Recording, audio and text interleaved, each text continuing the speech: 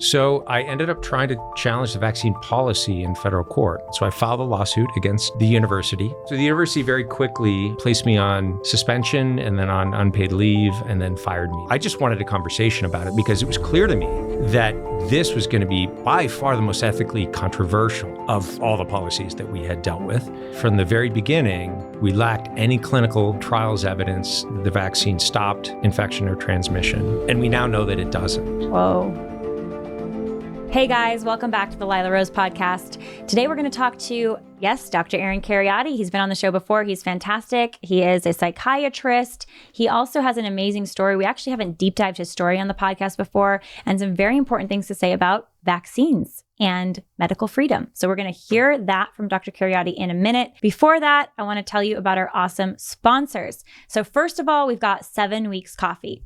7 Weeks Coffee is what I drink in the morning. You guys know this. I've already shared this. We just got the new roast in and it's amazing. I love their medium roast. It's delicious. We drink this every morning. My husband makes me a cup of coffee. We have our coffee and you're going to love it. 7 Weeks Coffee is a pro-life coffee brand that gives 10% of all of their revenue, not just their profit. So it's up to sometimes 50% of their profit to pro-life pregnancy centers to help moms and babies in need. So when you go to 7weekscoffee.com, use the 10% code to get 10% off Lila, you can help support the pro-life movement and drink amazing coffee. So stop drinking coffee brands that don't support your values and start drinking 7 Weeks Coffee. Check it out at 7weekscoffee.com. Public Square is a new platform that is helping connect you to the community and the businesses that actually share your values. So unfortunately, there are so many companies out there today that are promoting things against the family, against children, against marriage. At Public Square, you're going to find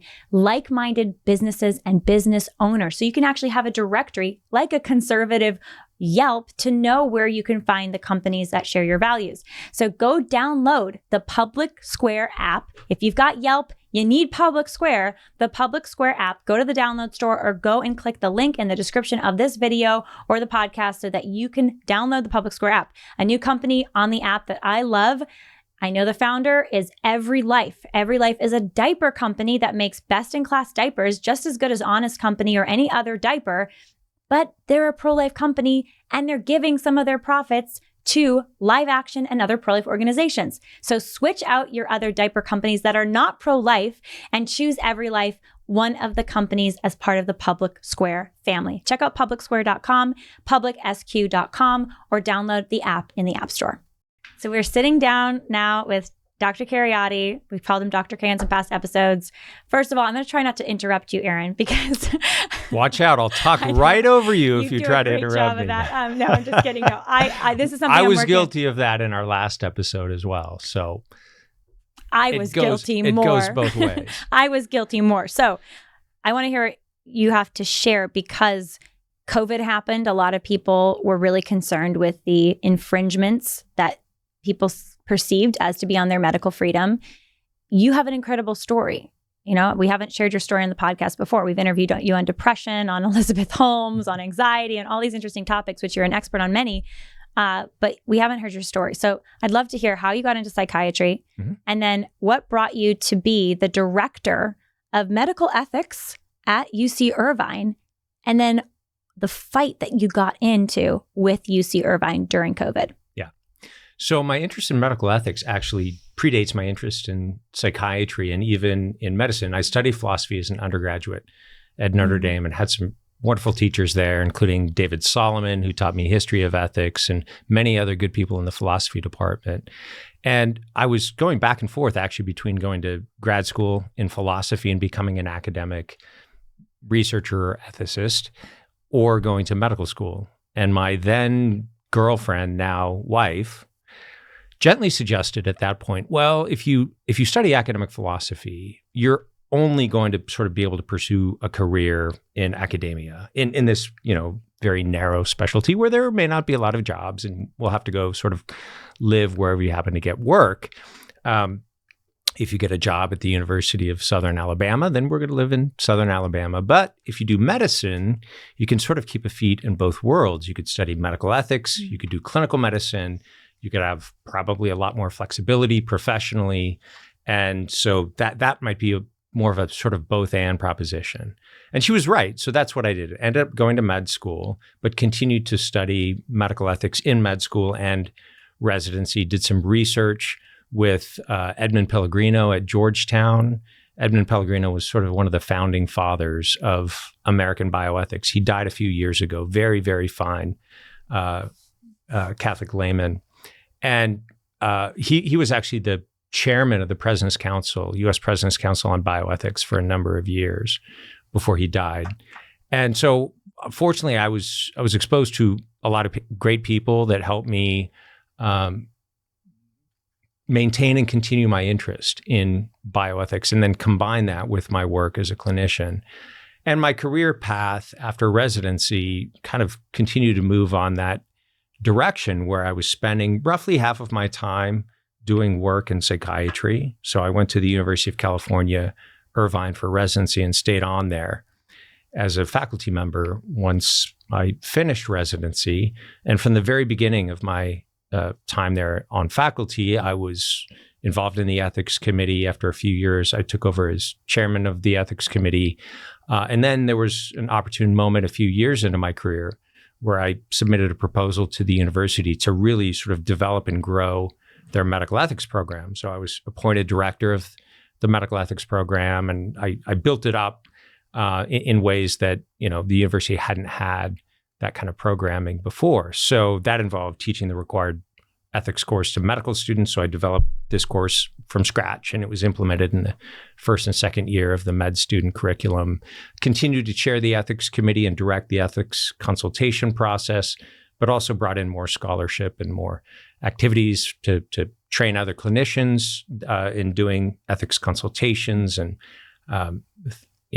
continue doing research and publishing and so forth. So my career has always sort of grown up on those two parallel but intersecting tracks of working on mental health as a physician specializing in psychiatry on the one hand, and I love that work. I'm very passionate about that, but also maintaining my interest in ethics and philosophy of medicine, and some of the bigger sort of ethics and public policy issues that medicine and biomedical science intersects with.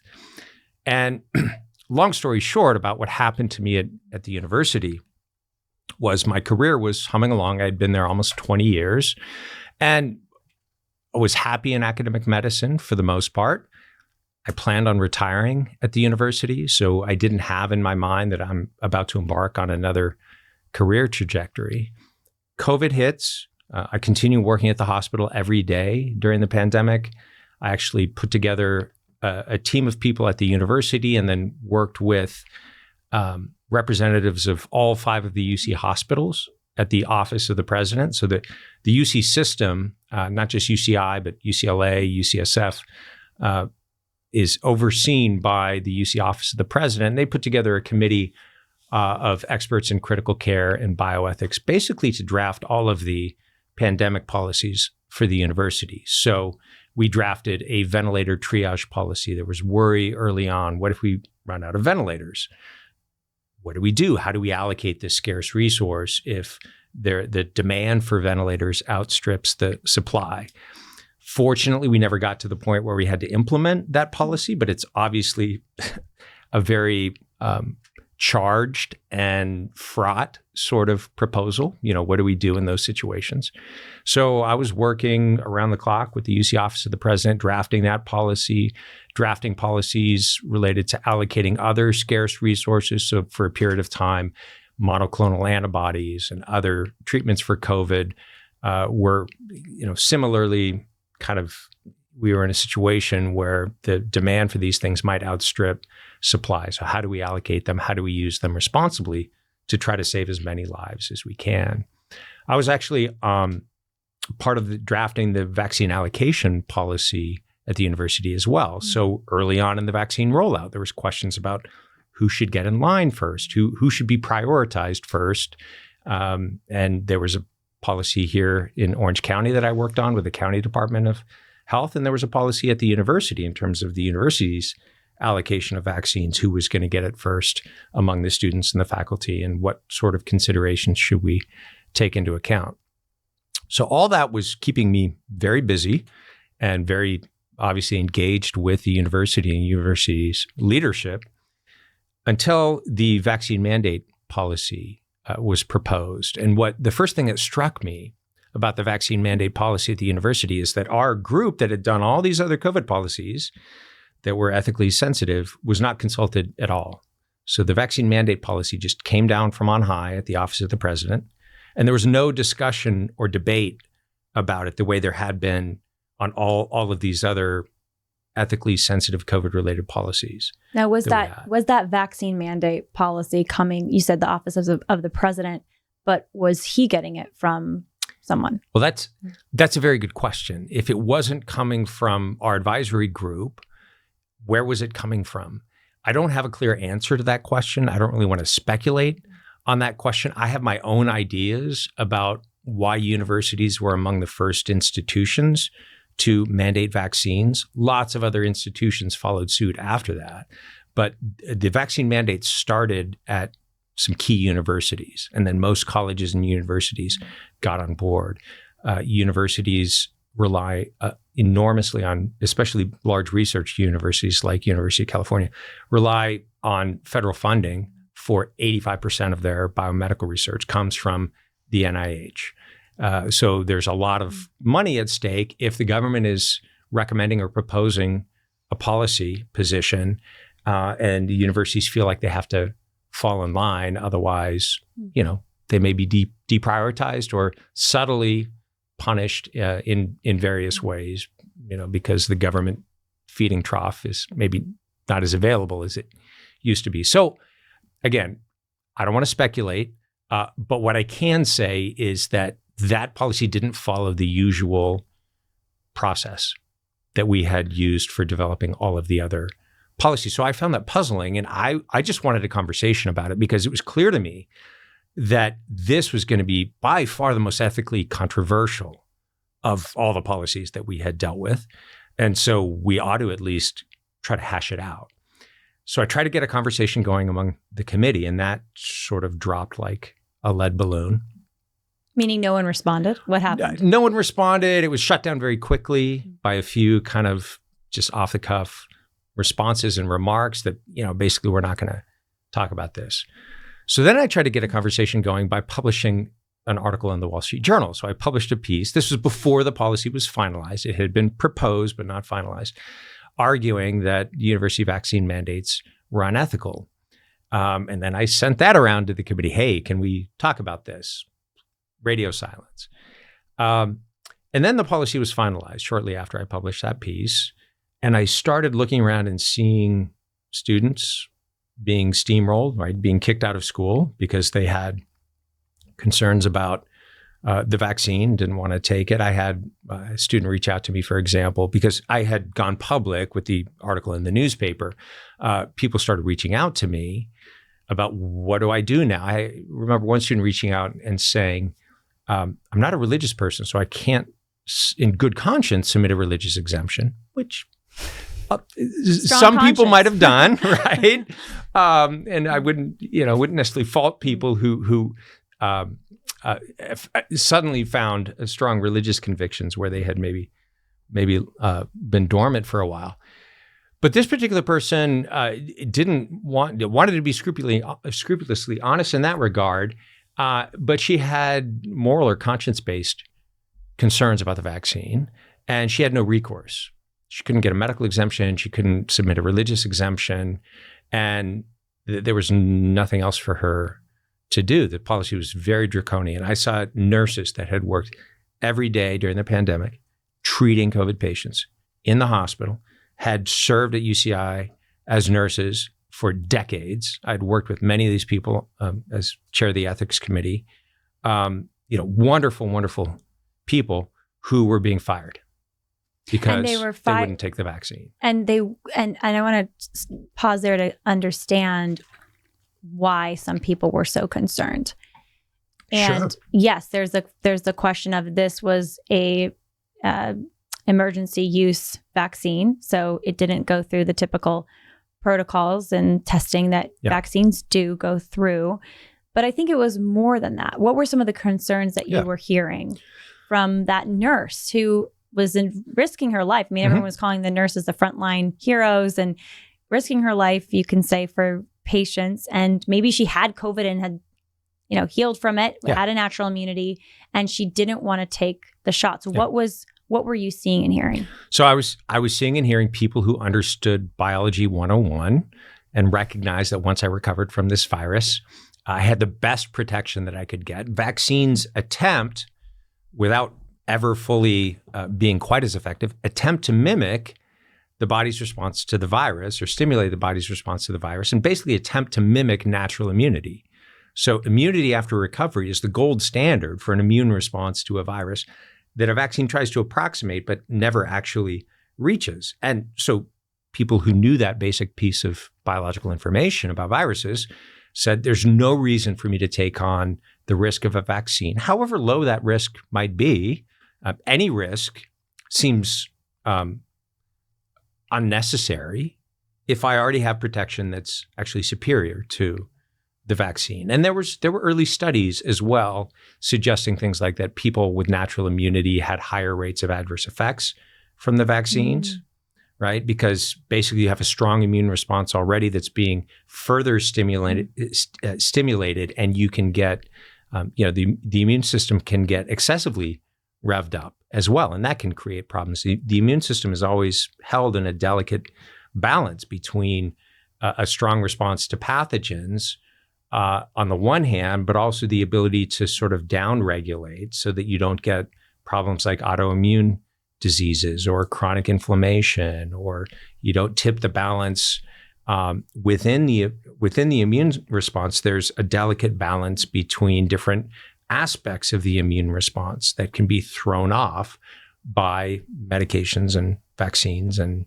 the excessive use of various medical interventions can upset the delicate, what we call the homeostasis, the delicate balance that our body has learned and adapted over, millennia.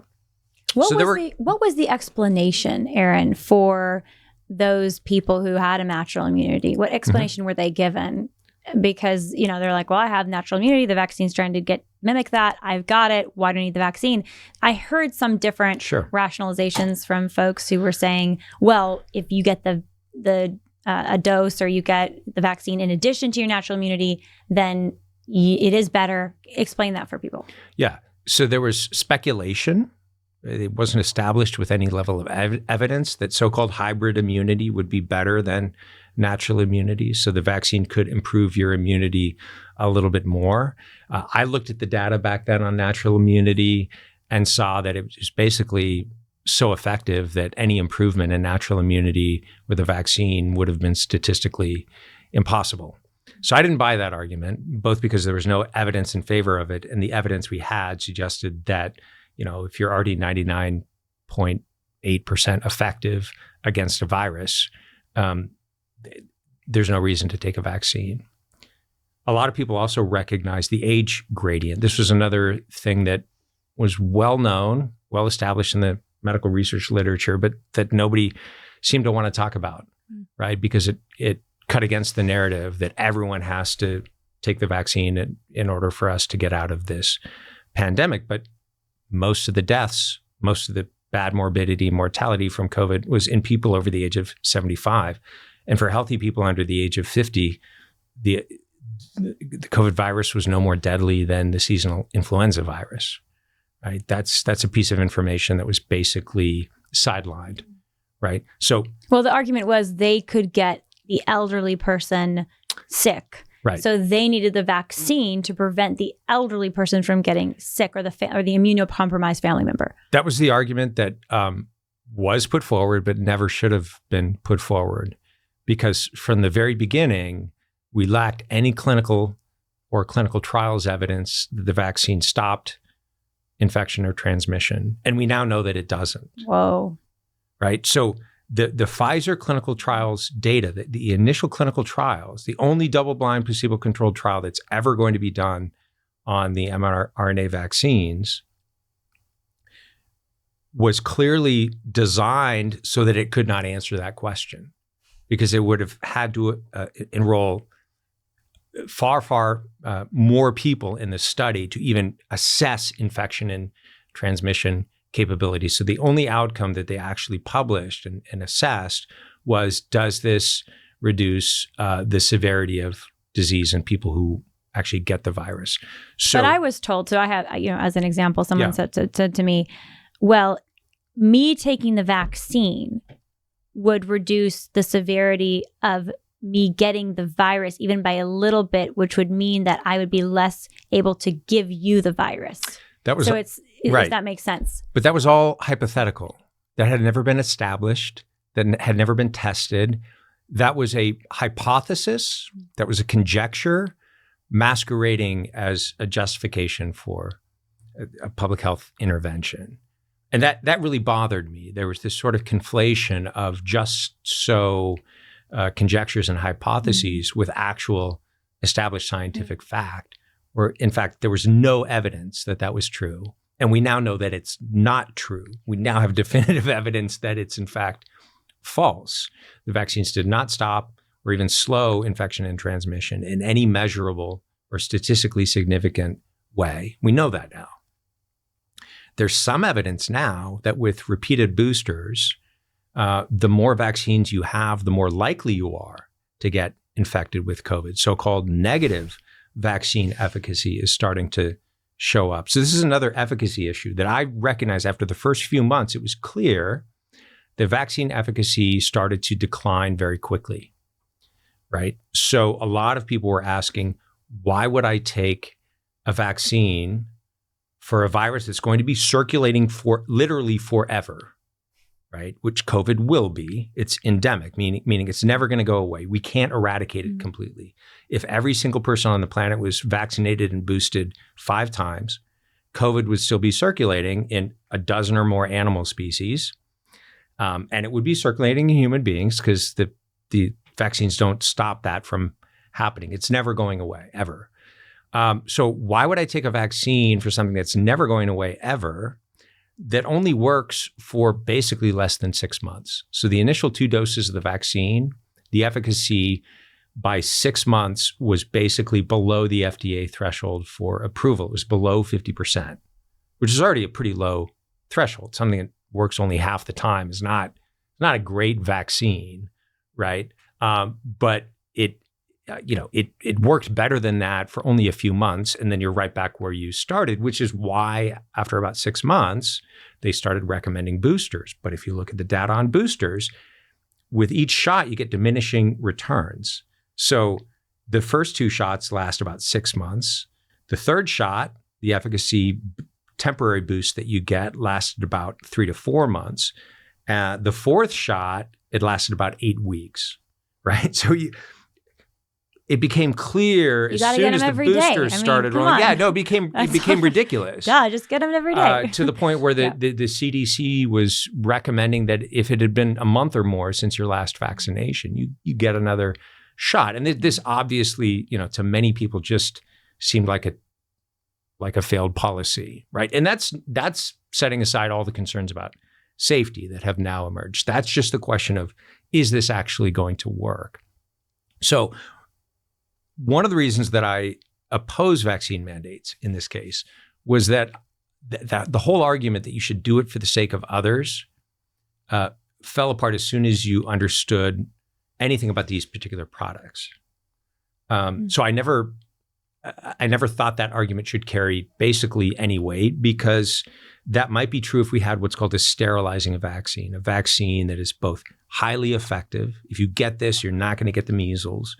But also, if you get this, you're not going to be able to transmit the measles virus to anyone else. So I use measles because that's an example of a vaccine that we have that's pretty close to sterilizing, meaning it stops both infection and transmission, and thereby may have a benefit for other people if you get it. But that didn't apply to any of the COVID-related vaccines. And so I thought that was a dishonest argument right up front. And where there's risk and where the benefits accrue to the individual making the decision about whether or not to vaccinate, you can't take the decision out of that person's hands. This is the traditional medical ethics doctrine of informed consent. Are there ever acceptable mandatory vaccines? Both for kids and in a public health pandemic? My view on this is that if you have a product that is so obviously good and so obviously effective, you don't need to coerce people into taking it. Most parents want to do the best thing for their children. We do not mandate or coerce that parents brush their children's teeth or bathe their children or, do the basic things that any decent parent is going to do for the sake of their children's health. Once we get into the territory of, a parent raises concerns about whether or not this is actually good for my child, and our response is, no, shut up, you're going to do this or else, that automatically, to me, raises the question of why do we have to force it? If it's such an obvious and unalloyed good that it's impossible for any sensible person to ask questions about it or to have any hesitancy about it, then we have a product that people will be falling all over themselves to take and to give to their children. So as a practical matter, I don't think vaccine mandates are ever necessary. People can concoct just so scenarios where we have a highly contagious, highly deadly virus that affects young and old, rich and poor alike. And we have a highly safe and highly effective product that, is going to protect you and maybe provide some degree of protection for your family. That's not a situation in which a mandate is going to be required. But let's say, to play devil's advocate, because I think what you're saying is very compelling. If you want to protect yourself from a disease, go get vaccinated. Yeah. But the devil's advocate would say, like, let's say the bubonic plague strikes America, Mm-hmm. right? And everyone's running to get vaccinated, but there's that one guy, or there's the guys Sure. that are just like, I don't care. Yeah. I don't care. I'm going to go cough all over you with my black plague. Yeah. Do you have the right to say, get that guy away from me? I mean, you can't cough in someone's face legally. I mean, You can be around someone, though. That's the thing. What's the... You see what I'm saying? Where do we draw there are circumstances. I think these should be very narrowly defined, and there should be a process of, judicial review. And you need there's the right of habeas corpus in our Constitution. I mean, you can't seize and detain my body without probable cause. So, like, with all of that in place and some mechanism of judicial review, the state does have certain quarantine powers. So the idea of isolating someone who's symptomatic and thereby potentially a threat to other people, that's something that we can, I think, in certain circumstances, should be able to do. So it's not as though the state can never intervene to protect people's health during a pandemic. But the idea of forcibly injecting someone with something that they may or may not want, I think that's where we have to draw the line. So and in fact, we do this all the time in medicine. I mean, as a physician, I have to get informed. If the patient is a competent adult, meaning they don't have a mental health condition that impairs their ability to reason clearly, it might be a different story if the patient's delusional and believes the vaccine was created by aliens and it contains arsenic or something like that. Okay, then you can go to court and you can get a judge to say, no, you can give the medication or the vaccine to this person, because this isn't really informed consent if their mind isn't capable of understanding reality. So aside from people who are mentally incompetent and declared to be mentally incompetent by a court, a competent adult should have the right to decide what medications or vaccines that they take. And even in the face of people making bad medical decisions, this happens routinely in hospitals. We'll be in a situation, I get ethics consults on these kinds of cases all the time. Someone has something that seems readily treatable. All medical interventions have risks, but to all the doctors, to all the nurses involved, maybe even to the family members, it seems like any sensible person would accept, taking this IV antibiotic to get rid of the infection, because if you don't, you're going to die, right? And yet we still allow patients to make ill-advised medical decisions that sometimes compromise their health and in certain circumstances can actually result in their death. We do that because the alternative is basically arrogating the power to ourselves to force interventions, to force treatment on patients. And once we cross that line, the potential for abuse and the potential for sort of steamrolling the integrity of the body and the dignity of the individual is very great. And there's historical examples of that happening in medicine that are very egregious and the kinds of things that we never, ever would want repeated again, right? That the doctors experimenting on death camp prisoners, the Nazi doctors experimenting on death camp prisoners during World War II is a prime example of that. But there's examples from our history in the United States as well. The Tuskegee syphilis experiments, the Guatemalan experiments on related to gonorrhea that were in part funded and run by our National Health Service in the United States. The history of medicine is rife with situations in which the doctors or the experimenters thought that they knew better and ended up harming people or using people instrumentally to achieve some other purpose. So that's why informed consent, I think, is so important. And concocting some extreme pandemic scenario, which didn't actually apply to COVID, to try to defend vaccine mandates, I think is an attempt to do an end run around the realities on the ground right now, right? But also, you can use an extreme case like that to then justify practices in ordinary times and in other circumstances that would be abusive and clearly unethical. And that was your latest book, The New Abnormal, which is The Rise of the Biomedical Security State, I think is the subtitle. And it's about what ended up happening to you when you were the conscientious objector to say, wait a second, why are we forcing these students that are at low risk and medical staff that make their own decisions to get this experimental vaccine? What happened to you? So I ended up trying to challenge the vaccine policy in federal court on constitutional grounds. So I filed a lawsuit against the university. And I did so because I was trying to imagine myself teaching the required ethics course in a few months and standing up in front of the students in lecture 2, where I talk about informed consent and talking about informed consent, lecture 5 or 6, when I talk about moral integrity and trying to do the right thing, even if it's going to cost you something.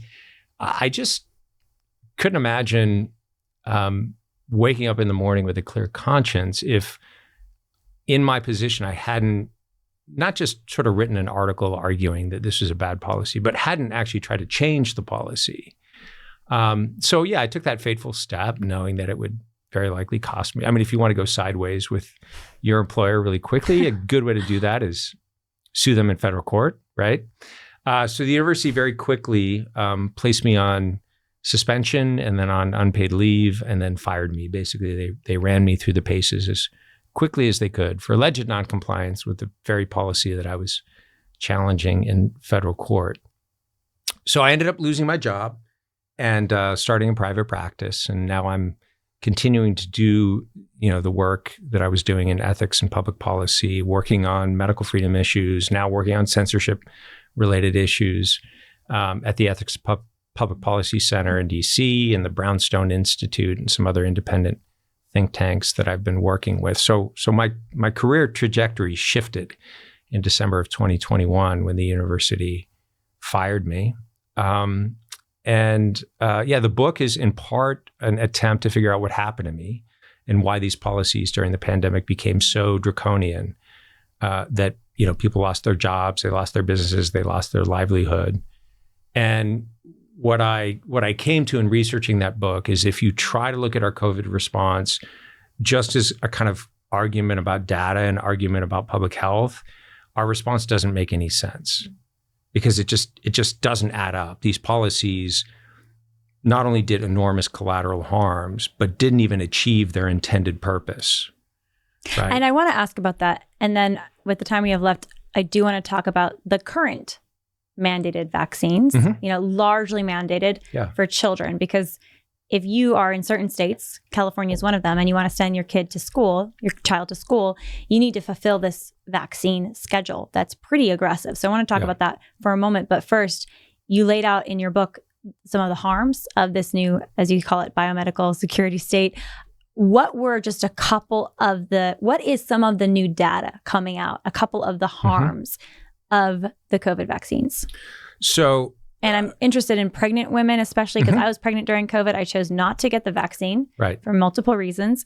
And some of the data I'm seeing about the risk to them, but also the risk to young men. I mean, there's a lot of data and stories coming out. And then the vaccine, sort of the pro-vaccine folks are saying, oh, it's misinformation. That's just one case, and then the other side is saying, no, look at the data. So give us the high level for people listening, what they should know.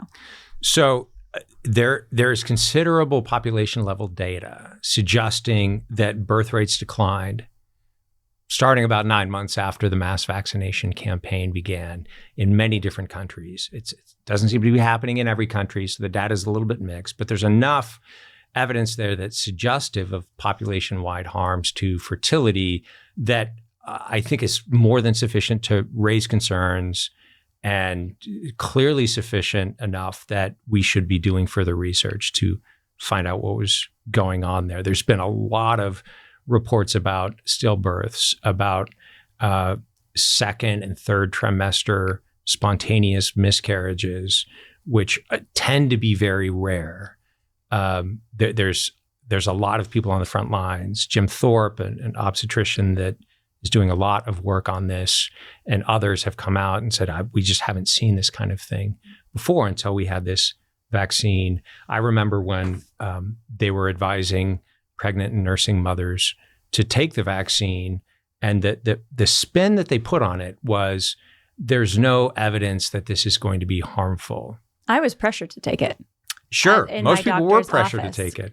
But the problem with there's no evidence that this is harmful was that, because it hadn't been studied yet.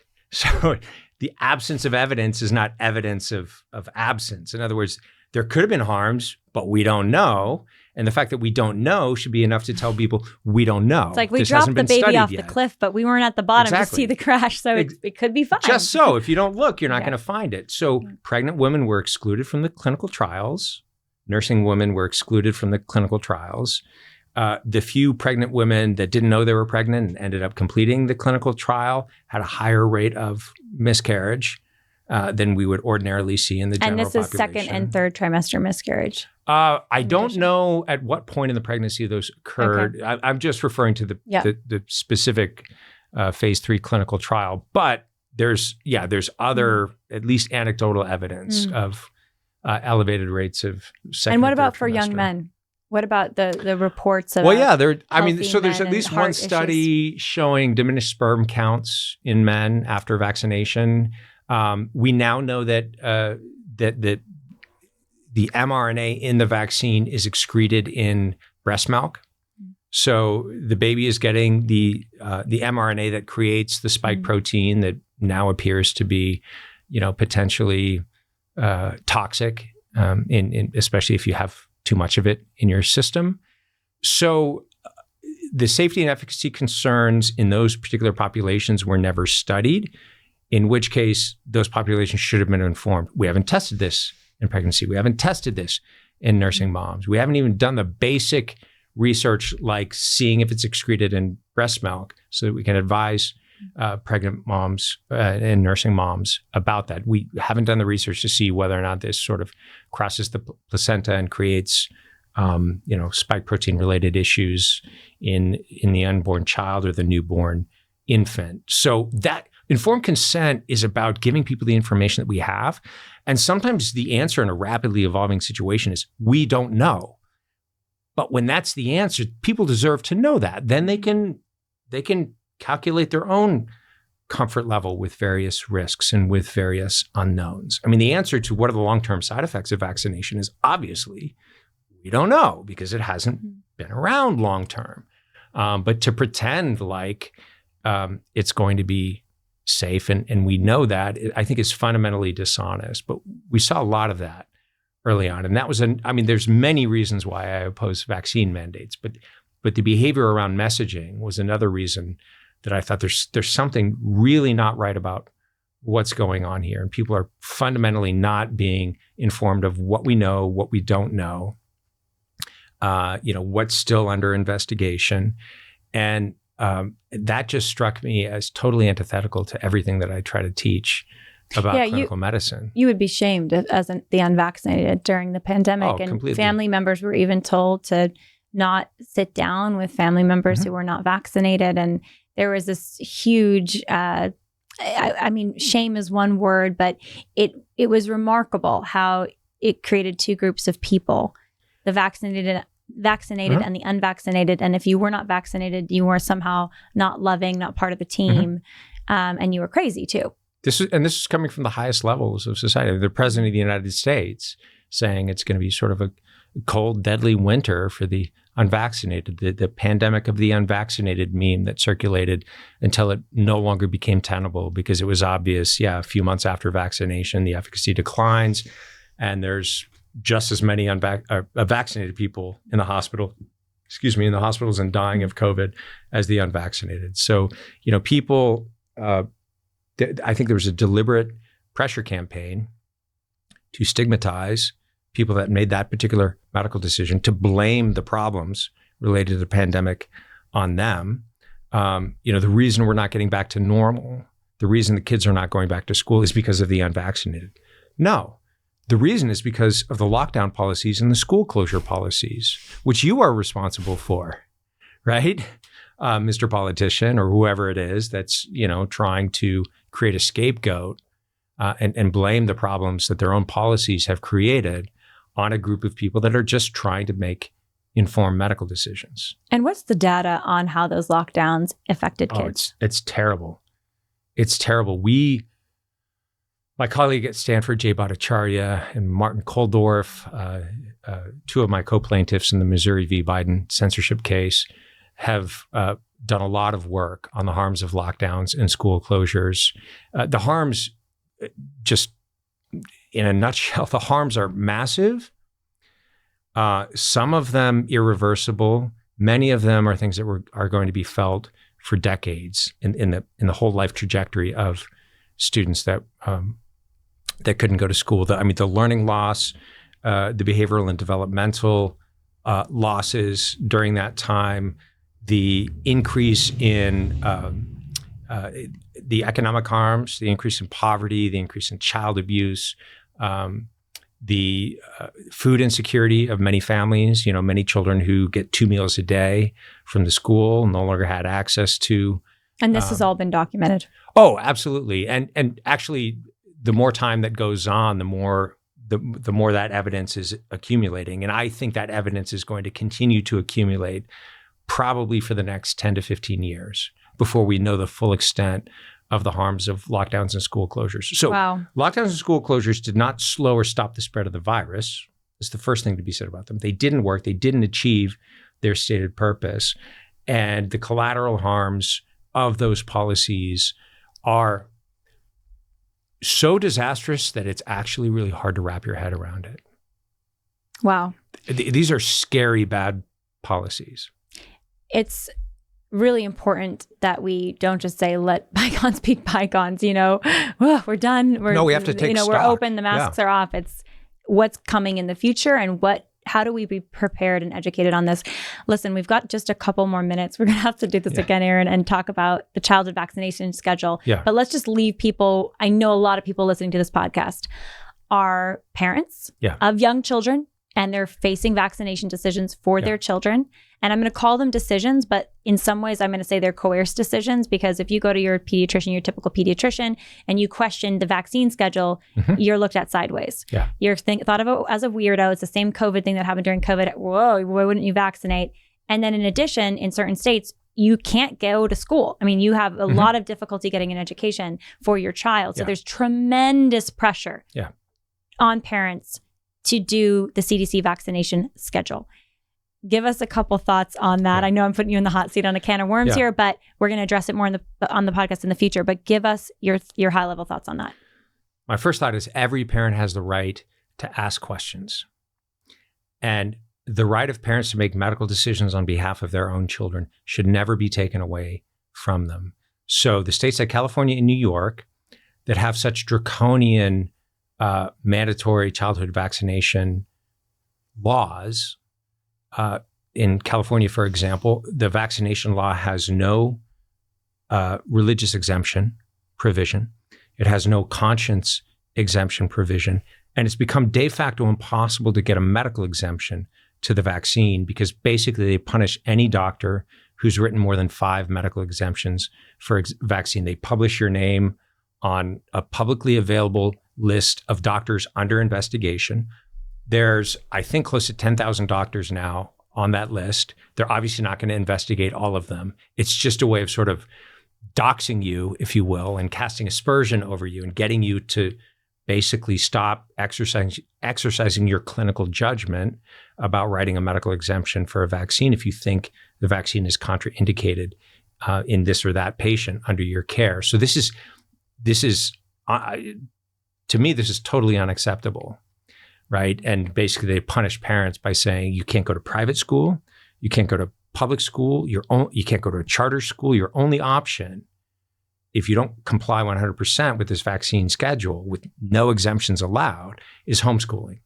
Wow. Right? Which drives tens of thousands of good families out of these states. Well, homeschooling's awesome, but it's still crazy. It's crazy. It's also depriving them of their right to public schooling, which they paid for with their tax money, right?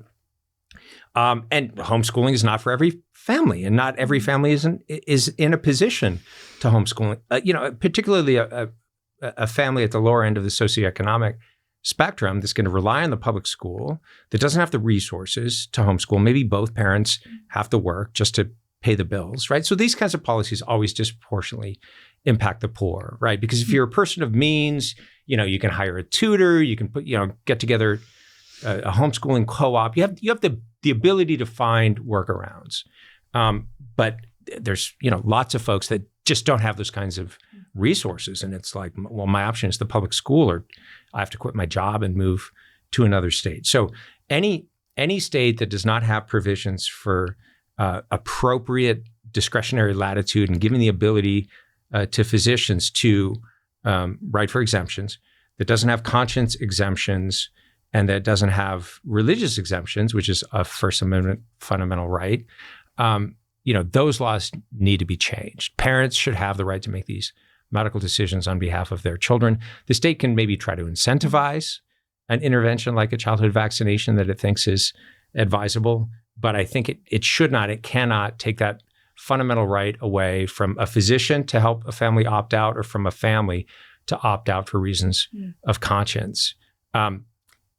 That's not getting into all the science on each particular vaccine, on the childhood schedule. That's a very complex topic.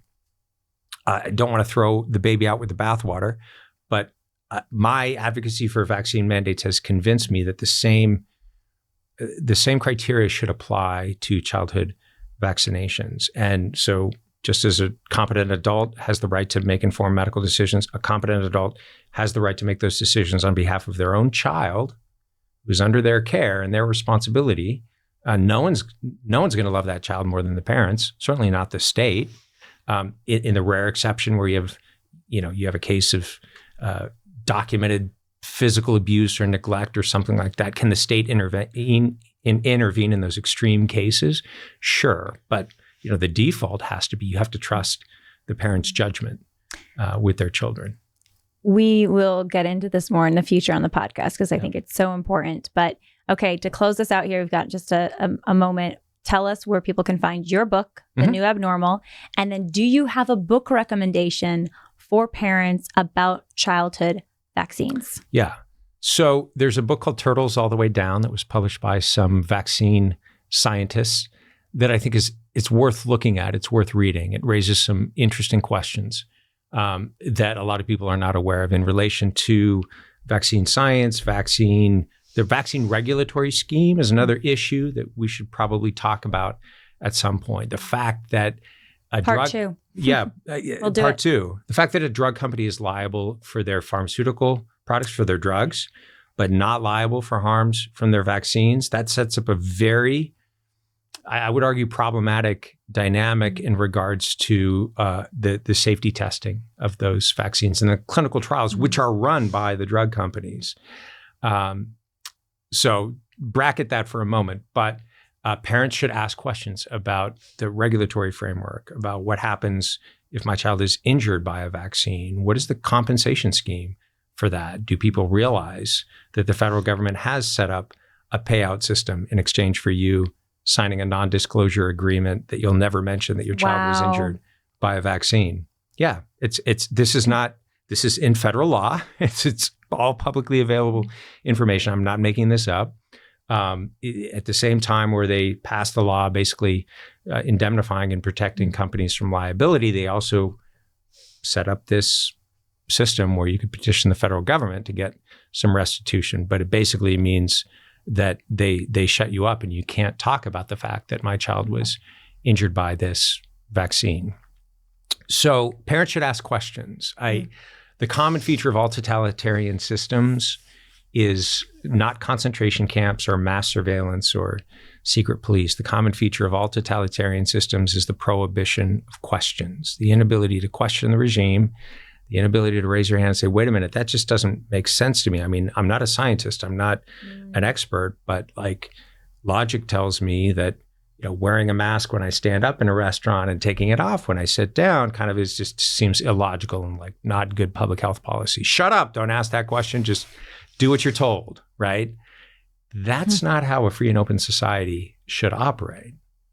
And as soon as a regime starts monopolizing what counts as knowledge and rationality, what's an acceptable question to ask, and what's not an acceptable question to ask, we're moving in the direction of totalitarian systems, even if the other apparatus is not yet in place.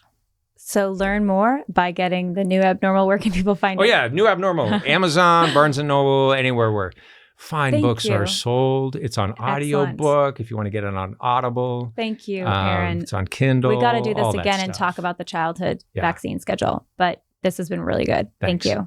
And thanks for your courage and standing up for what is right and living by your conscience, even when it costs you a lot. Although I will say, I think you're doing much cooler stuff now. I'm having fun. Now that you've left UCI. Thanks so much, Aaron. Thanks.